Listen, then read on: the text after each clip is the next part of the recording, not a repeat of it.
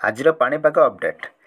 ଆଜି ସୃଷ୍ଟି ହେବ ଆଉ ଏକ ଲଘୁଚାପ 26 ତାରିଖରେ ନେଇପାରେ ଅବପାତର ରୂପ। ସେଭଳି ଆଜି ସୃଷ୍ଟି ହେବ ଆଉ ଏକ ଲଘୁଚାପ 26 ତାରିଖରେ ନେଇପାରେ ଅବପାତର ରୂପ। 27 ବେଳକୁ ଦକ୍ଷିଣ ଓଡ଼ିଶା ଉତ୍ତର ଆନ୍ଧ୍ର ଉପକୂଳ ଅତିକ୍ରମ ସମ୍ଭାବନା। ସେଭଳି ଆଜି ଉତ୍ତର ଓ କେନ୍ଦ୍ରୀୟ ବଙ୍ଗୋପସାଗରରେ ଆଉ ଏକ ନୂତନ ଲଘୁଚାପ କ୍ଷେତ୍ର ସୃଷ୍ଟି ହେବାର ସମ୍ଭାବନା ଅଛି। ପରେ ଏହା ପଶ୍ଚିମ ଦିଗକୁ ଗତି କରିବା ସହ ସେପ୍ଟେମ୍ବର 27 ତାରିଖରେ ଉତ୍ତର ପଶ୍ଚିମ ଏବଂ ସଂଲଗ୍ନ ପଶ୍ଚିମ କେନ୍ଦ୍ରୀୟ ବଙ୍ଗୋପସାଗରରେ ଅବପାତରେ ପରିଣତ ହେବାର ସମ୍ଭାବନା ରହିଛି।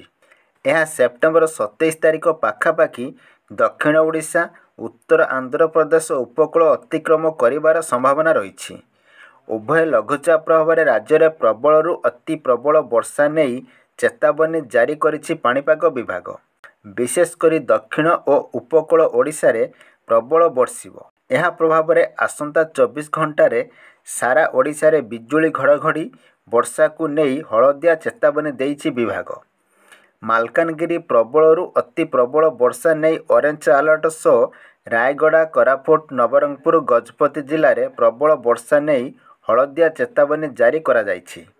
ଲଘୁଚାପ ପ୍ରଭାବରେ ଆହୁରି 4 ଦିନ ରାଜ୍ୟରେ ପ୍ରବଳ ବର୍ଷା ସମ୍ଭାବନା।